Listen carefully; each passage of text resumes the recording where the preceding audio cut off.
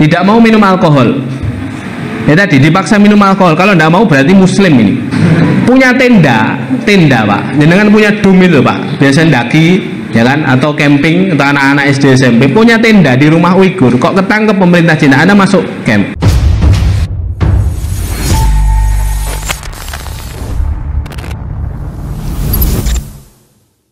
Karena yang tidak tentang syariat juga ada. Misalnya seorang Uighur punya alat las, itu ketangkep Pak.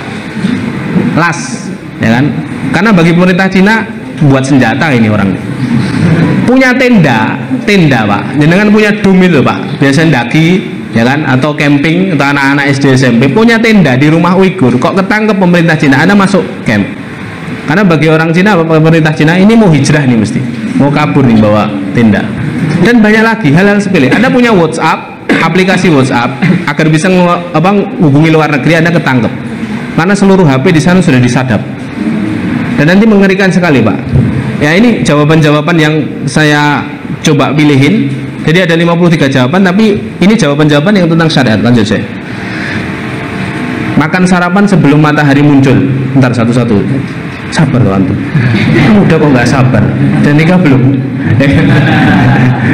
Ya. Makan sarapan sebelum matahari muncul. Ini anak bercanda. Makan sarapan sebelum matahari muncul. Jadi Pak, kalau ada Uighur kesorot CCTV lagi makan sebelum matahari muncul, fik ini orang sahur nih. Langsung diambil Pak. Nah, ini jawaban mereka loh ya. Ini saya bukan ngarang-ngarang ini. Anda searching di internet ada ini. Lanjut ya. Tidak mau minum alkohol. Ya tadi dipaksa minum alkohol. Kalau tidak mau berarti muslim ini. Harus diambil dimasukkan camp. Lanjut. Tidak mengizinkan orang-orang Han pejabat untuk tidur di tempat tidur Anda. Jadi rumah Anda sendiri itu sudah nggak aman Bapak Ibu. Bahkan mereka bisa masuk ke rumah Anda, ke kamar Anda dan berduaan dengan istri Anda. Nanti ada videonya Pak, saya tunjukkan. Lanjut. Tidak mau merokok. Lanjut. Mengenakan jilbab. Makanya saya selama di sana itu tidak pernah melihat muslimah Uighur pakai jilbab Pak. Sudah tidak ada syariat jilbab di sana. Lanjut.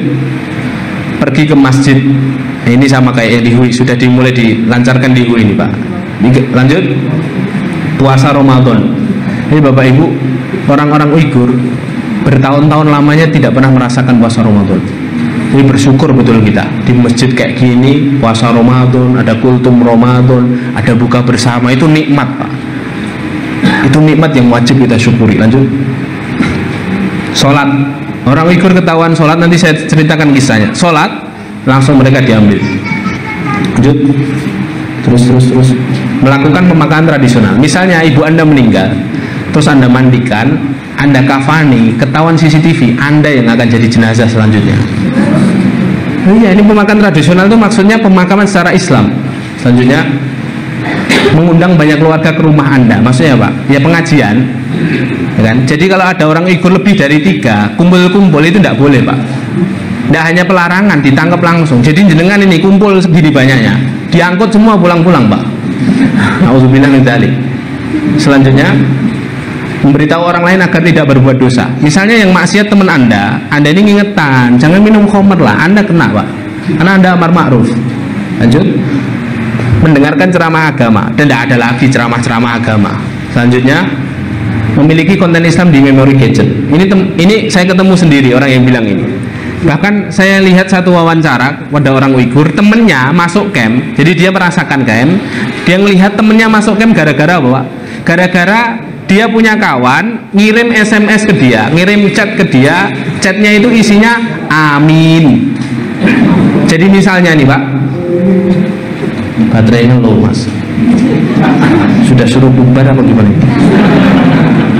Ya.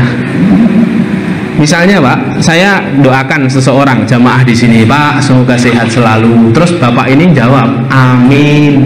Saya yang ditangkap Pak. Gara-gara ada konten Islam masuk. Gitu loh. Selanjutnya,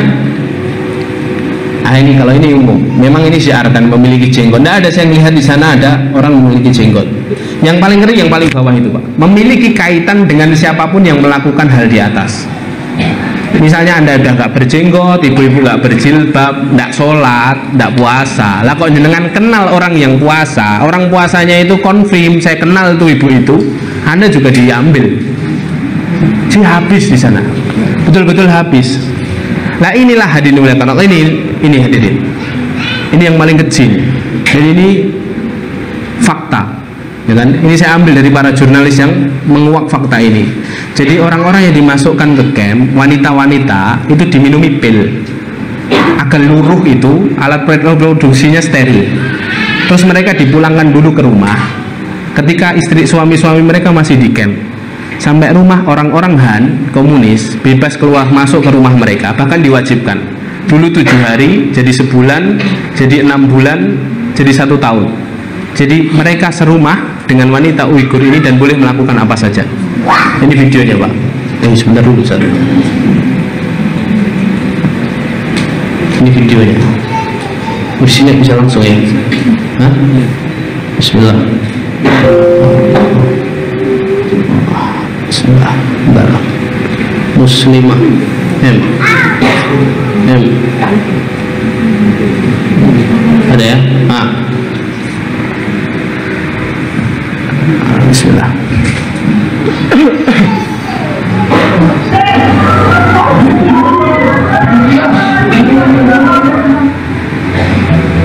Komunisnya juga menempatkan kaum pria etnis Han di rumah Uighur yang muslim. Ini muslimah untuk mengawasi dan menekan mereka. Satu kamar dengan laki-laki Han. Melakukan penistaan dan pelecehan bagi para muslim Uighur yang ada di dalam rumah. Pelecehan dan pemerkosaan terjadi dengan semena-mena dan sudah tidak terhitung banyaknya. Selain itu, cara mereka untuk menghabisi etnis Uighur ini, ya kan, akhirnya Xinjiang ini nanti dipenuhi oleh orang-orang Cina, adalah menikahkan muslimah Uighur, menikahkan paksa dengan orang-orang Han. Jadi wanita muslimah Uighur itu dinikahkan paksa. Dan yang sering terjadi adalah pernikahan secara paksa. Jika seorang muslimah Uighur menolak, maka keluarga mereka bisa dilaporkan sebagai nikah dan dijebloskan ke penjara. Ini muslimah.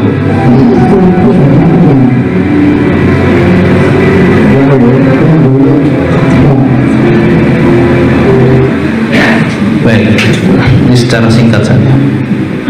Nah, anak-anak Uighur dipisahkan dari orang tuanya, didoktrin. Jadi ketika orang tuanya masuk camp, anak-anaknya dimasukkan asrama, dirawat dalam tanda kutip oleh pemerintah Cina. Setelah itu di brainwash, dicuci otaknya, disuruh seneng sama pemerintah Cina, sampai akhirnya ketika orang tuanya bebas, kalau yang bebas, anak-anaknya akan memusuhi orang tuanya.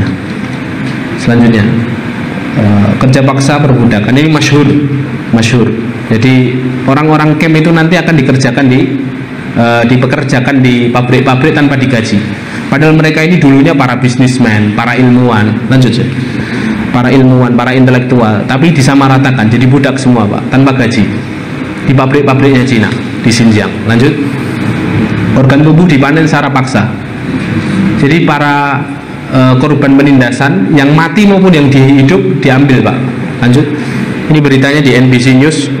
Organ-organ tubuh Uighur yang ditahan di camp-camp penjara diambil paksa, kadang-kadang ketika pasien masih hidup, ya kan? Dan tuh lihat itu, datanya 1,5 juta tahanan dibunuh untuk diambil organ mereka.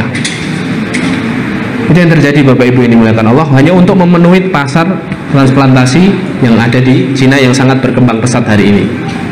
Selanjutnya, camp penyiksaan. Lanjut, camp penyiksaan, ya ini yang diwacanakan oleh pemerintah Cina hari ini. Di media-media Cina menyorot penyiksaan ini, tapi mereka katakan ini reedukasi. Kami itu masukkan Uighur ke sini agar mereka lebih cinta sama negerinya. Kami ajari bahasa Cina, kami ajari menjahit, kami ajari kerja biar mereka bisa kerja. Itu kata mereka. Tapi aslinya apa Bu? Aslinya ini. Lanjut.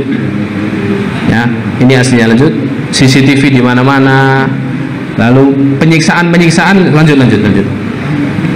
Nah ini tempat-tempat yang disorot. Ini banyak jurnal yang menyebutkan ini. Stadion jadi penjara sekarang dan lain sebagainya. Lanjut. Nah, bentuk-bentuk penyiksaannya apa saja? Ini saya rangkum dari banyak berita, laporan, jurnal. Lanjut.